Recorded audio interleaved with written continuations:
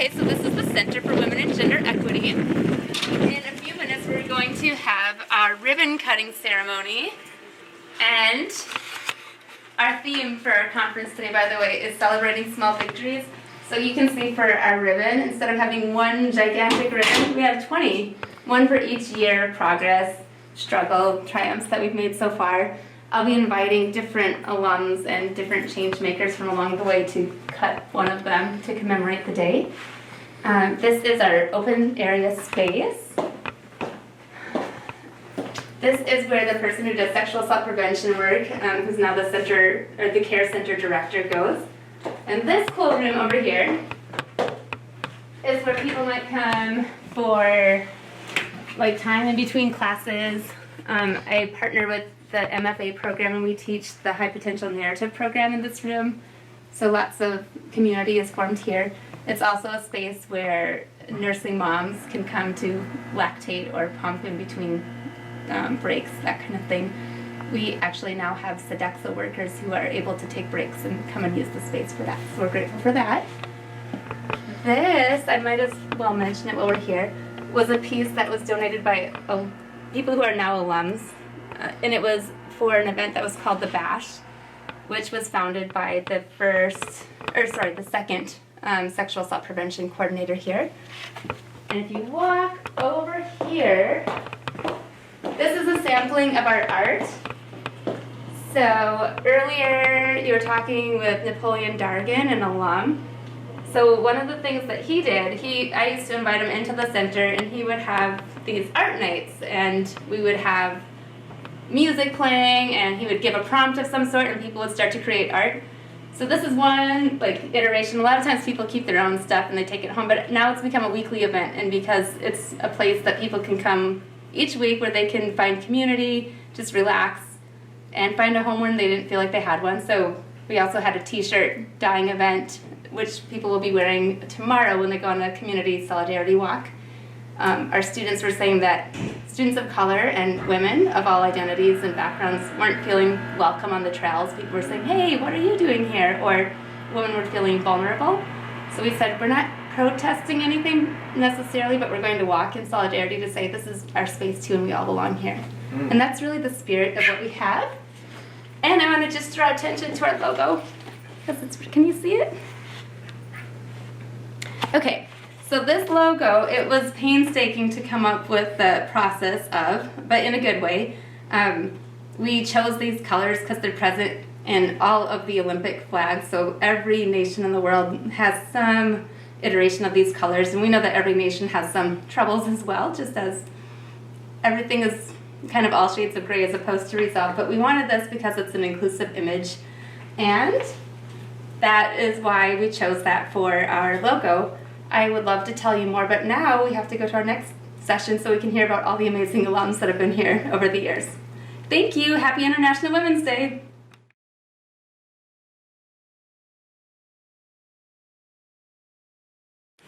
I'm Joanne Genewick. I graduated in 2004. I'm currently a family medicine physician for the Mayo Clinic Health System in Mankato, Minnesota. And some of the things I was involved with at the Women's Resource Center were the behind-the-scenes producing and of the first, I think it was the first V-Day celebration and Vagina Monologues presentation, and I did the camera scenes or camera work behind the scenes, so sorry if it's a bit choppy there.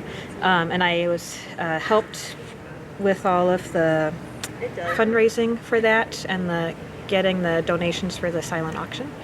Other things I was involved with were I was president of the Gay and Lesbian Association, which was one of the things that brought me into the Women's Resource Center. So I was part of the first group that started the St. Mary's Safe Zone. So I led the first Safe Zone training with Laura and Sharon. So those were some of my contributions to the center. I'm Moody. I graduated in 2009. I am currently an IRB analyst in a biomedical nonprofit institution. And I would say my favorite memory working at the Women's Resource Center, which is what it was called in the past, was just making friends, hearing stories, people being safe, feeling safe to talk to me and telling me how they feel, asking for resources. I think that was one of the most powerful experiences with being part of the Women's Resource Center. My name is Dr. Napoleon Dargan. I am a St. Mary's alumni, graduated in 2010.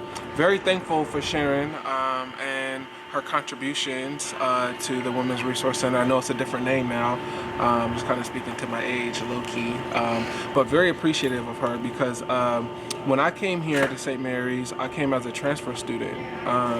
So I definitely didn't feel like I was a part of the St. Mary's community. I definitely felt like I was just coming here to go to class, and then also I work part-time, full-time too, so I was definitely exposed to the struggle life. And then also to the discrimination that was on campus. I felt like I was a part of the BSU community, which was primarily African American students. And at the same time, I was also a part of the Psych Honor Psych Club, which was primarily a white community. And I just kind of had this experience of like being lost in a grade low-key, because I definitely didn't really vibe that much with the BSU, and I definitely felt out of pocket with the Psych Club. And for me, the Women's Resource Center was the only integrated place on campus. You know what I mean? Where you had that combination of blacks, whites, Latinos, and also too, the Women's Resource Center taught me so much just about my own privilege as a black man. You know what I mean? Which I got to tell you, that's new. All of this like privilege, safe space. You know, like from where I come from. Like I feel like feeling safe is really like a privilege or a luxury. So to come in this space and learn about how I was impacting other people's safety because of my aggressive communication style, you know what I mean? It really changed my life, you know what I mean? Because it really enabled me to move outside of St. Mary's and, you know, put the skills in practice, you know what I mean? To be able to, you know, treat others how they want to be treated, you know? And at the same time recognize like my role in the oppression and also my role in breaking some of the glass ceilings and covering our women.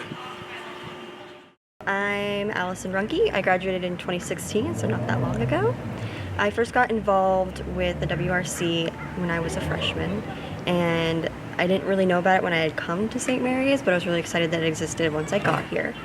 And I first got involved doing the vagina monologues, which was a lot of fun. I grew up in a very Catholic Arizona area, and so being able to just kind of say what you wanted and be very open was something I hadn't experienced, and I was really excited to jump into that part of myself. And the WRC helped me find different things that I was passionate about that I hadn't realized I was passionate about, and explore them that I continue to explore today. And a lot of it has to do with education and helping other people answer the questions that they have that they may not know where to get the answers to. My name is Keelia Murphy, and I graduated from St. Mary's College in 2011. And one of the first places that I found a really amazing sense of community was in what was then known as the Women's Resource Center. And I participated in so many amazing programs through the WRC that really gave me the space and support to really be myself and to grow in what I was becoming.